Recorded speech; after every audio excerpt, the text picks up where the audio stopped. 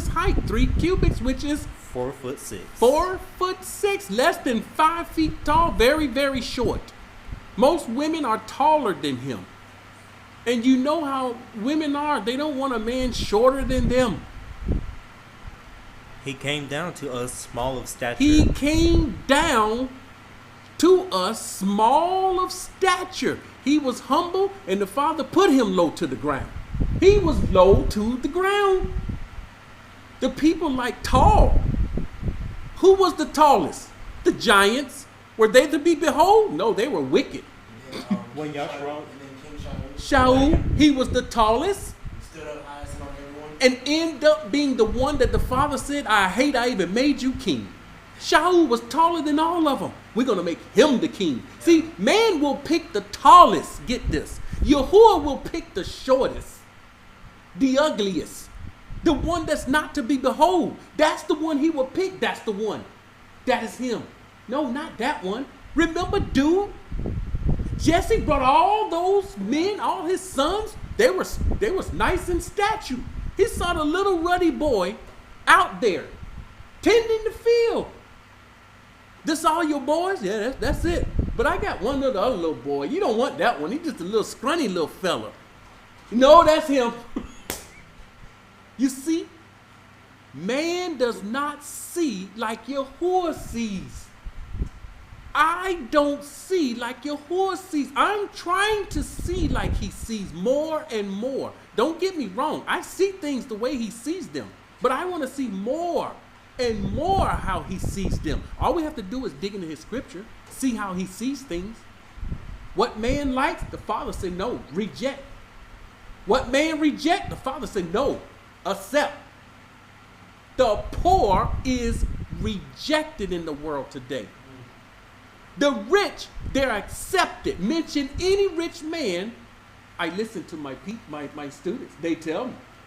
They'll name someone rich. I like to be like Bill Gates.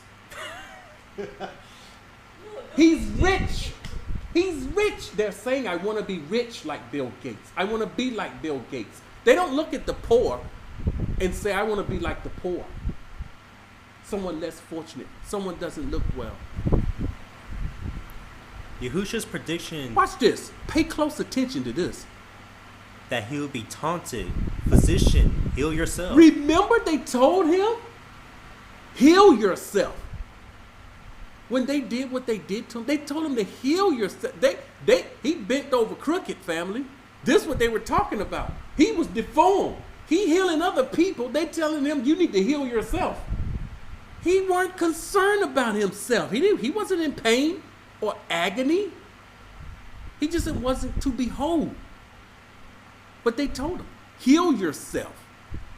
Many suggest that Yahusha was indeed physically deformed, crooked, or hunchback. So he was physically deformed, crooked, or hunchback. He was deformed. Yahuah didn't put him in a perfect body. He was deformed. As claimed in the early Christian text listed above. Continue? Yeah. Okay. J, T, and A consider lack of physical attractiveness in Yahusha as fulfilling the Messianic Yeah. prophecy, suffering servant, narrative of Isaiah 53. What we just read. All right. This is some of the Muslims. This last paragraph dealing with Muslims and what some of the Muslims back in the 2nd century, some of them had wrote. What did they say? There are 4. The Hadith. The Hadith are the leaders. These are the leaders. Imam and Hadith, they were the leaders.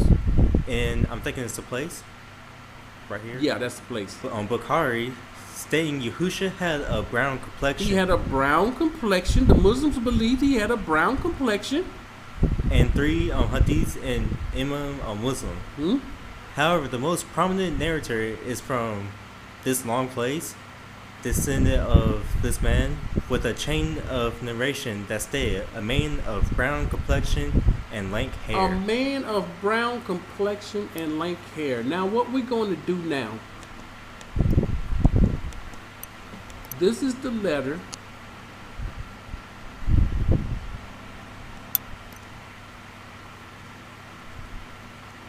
This is the letter someone wrote concerning Yahusha. Once again, this is not scripture. It was just a letter. But we have to take into consideration what was written.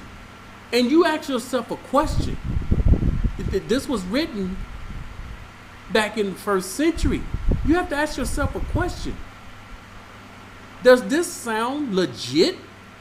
All of we just heard, what's in the scripture, does this sound legit? You want to read?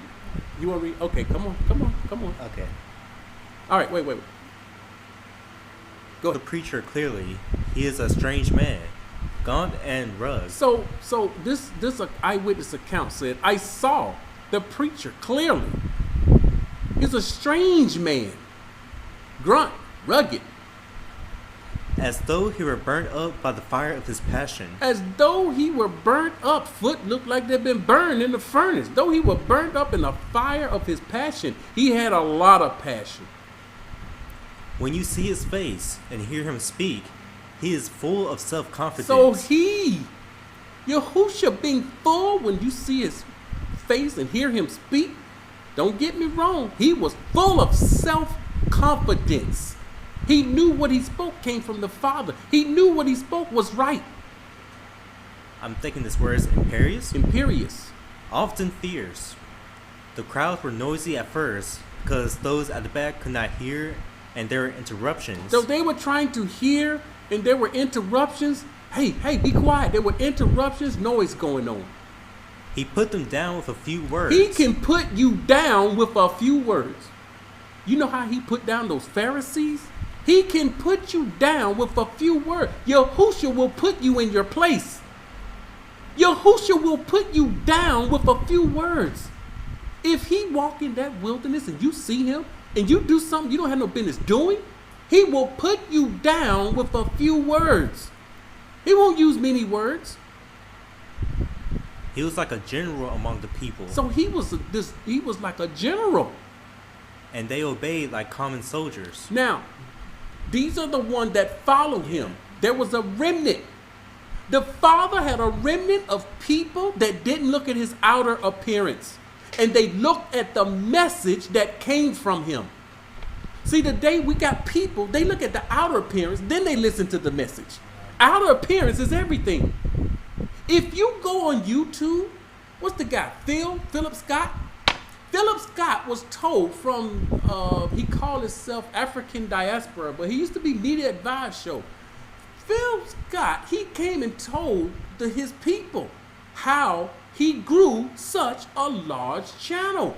One of his ways of growing a large channel, he learned it from another large YouTuber. He has over 1 million followers now. He said, if you're going to do YouTube videos, dress professionally. Put on a suit and tie. He said, I don't know what it is, but if you put on a suit and tie, people will listen to you. If you go on with a t-shirt, they may not listen to you. I noticed that whenever I'm going out shopping in the local areas, if I wear like normal everyday clothes, I get a certain common look. Yeah. But if I just left school and I'm like done teaching, Yeah. and I'm dressed up or whatever, Yep. I get a look. You I get more a respect. you get a more respectful look because of how you're dressed. When he goes to work, he's dressed nice shirt, nice slacks. He's looking nice. We go out the door, I'll be like, man, looking good today. You're looking nice. But the thing is, when he go out and do his thing, and he just got on a t-shirt, it's a different look now. Yeah. It is a different look now. So people look at the outside. He spoke always as though he thought no one could contradict him. So he was so confident, he spoke, and he knew there's no one can contradict him. Why? He's speaking the words of the Father. Yeah, he's speaking the word. Now you're getting an image of who Yahusha was. You're getting we're trying to give you a real picture of who he was. Because this is missing. We don't have this. He began quietly, but then raised his voice. So when he begins speaking, he begins quietly. And then he will begin to raise his voice. And it became harsh. Look at this. See, the Christians said, "Oh, he's loving and he's kind and compassionate. He forgives all your iniquities. Oh, he won't harm anybody." No, you haven't read. No, he will raise his voice. He become harsh and vehement. You wouldn't like this part of him. People wouldn't like this part of him. Let him come speaking like that today. Oh no, he don't teach in love. Look at how he teach. He saw how I was like, he probably said things make me cry. Oh my goodness. The Yahudis from Jerusalem were fidgeting and murmuring to each other. They're fidgeting. They can't sit still. They're muttering to each other. They're saying stuff to each other. Alexander said he was denouncing them and their friends. He was denouncing them and their friends, so he's speaking against them. I have never heard anything that sounded so passionate and bitter. So what he spoke, family, it was so passionate and bitter at the same time. Then he became quieter again and went off in a rapt way, as though he did not know the people were there. So what he did, he would become quiet again. And he got back in this confidence mode. This is what this word means. He was very confident, assured. The way he thought, he did not know the people were there. He did what he said. He did what he did, said what he said, and he done with it. You would think nobody was there. He didn't just give them these strong, powerful, passionate words. He knew how to keep it moving. He was keeping it moving. Okay. There was a murmuring and stirring all through the crowd, then, but not angrily, and they pressed forward to him. Alexander could not take his eyes off him. He would pay no attention to my questions. He kept on saying to himself, a better time coming. So one was distracted because of the words that's coming from Yahusha, and he wasn't paying him any attention. And he's saying a better time is coming. And laughed in a queer, anxious sort of way. I thought he was quoting something that the preacher had been saying. He kept looking at the party from Jerusalem and said he must get a report to you at once. Then a curious thing happened. Yahusha suddenly raised his arm and cried out something sternly. So here we go again. He raised his arm, cried out something sternly. They stopped pushing towards him and sat down on the grass in a great circle around him. So whatever he said, they stopped the commotion, they stopped doing what he did, and they sat down around him. Except the Yahudis from Jerusalem, who made no movement but went on watching. I'm sure I've seen some of them going to the Sanhedrin. Then Yahusha called some men who were staying close to him, and they brought him bread. He broke this into little pieces, so small that from where I stood you could scarcely see them at all. He gave these to the men, and they went along the ranks, distributing them to the crowd, who ate them while the preacher went on talking. I wish I could have understood. She's saying I couldn't understand what they were doing here. All I could get out of Alexander was that the preacher was enrolling them as his followers, but that was not a military business at all, but purely, it says, religious. They don't understand really what they were witnessing and what they actually saw here. And so what he's saying here, he believed this is what they were doing. And he's using his own mind to trying to imagine what he was doing, and he was confused. And I think it was some type of a way of getting them to follow him, to be his followers.